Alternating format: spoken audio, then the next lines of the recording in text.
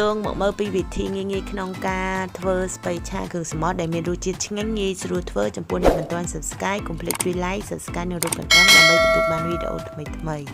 បើសិនជាមានចម្ងល់អីអាច comment នៅក្នុង comment បានទុំភើខ្ទឹមសកន្លះមើមឆាខ្ទឹមសខ្ញុំឲ្យក្រៀមសិនបន្ទាប់ពីខ្ទឹមសខ្ញុំក្រៀមហើយខ្ញុំចាក់បកាចូលទុំភើបកាមកខាំដាក់មឹកចូលខ្ញុំភើមឹកមកខាំដែរថាវាឲ្យឆ្អិនសិនដាក់ម្រេចចូលដើម្បីកាត់បន្ថយជាតិឆ្អាបរបស់គ្រឿងសមុទ្រពីចេងកន្លះស្លាបព្រាកាហ្វេអំបិលកន្លះស្លាបព្រាកាហ្វេថាវាឲ្យចូលជាតិគ្នាល្អទុំឆារហូតដល់គ្រឿងសមុទ្រខ្ញុំឆ្អិនបន្ទាប់ពីគ្រឿងសមុទ្រខ្ញុំឆ្អិនហើយខ្ញុំដាក់ស្ពៃចូលថាវាឲ្យចូលជាតិគ្នាល្អ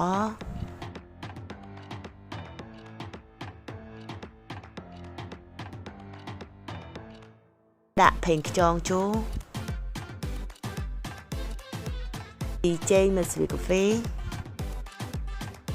ថាវាឲ្យចូលជាតិគ្នាល្អ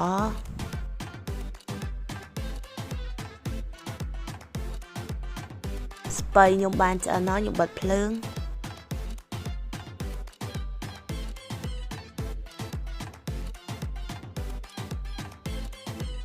ទោះវាដាក់ចានមើលវាឡើងតំណងឆ្ងាញ់មែនតើហ្មងស្ពៃឆាគ្រឿងសមុទ្ររបស់ខ្ញុំបានឆ្អិនរួចរាល់ហើយតានេះតែឆ្ងាញ់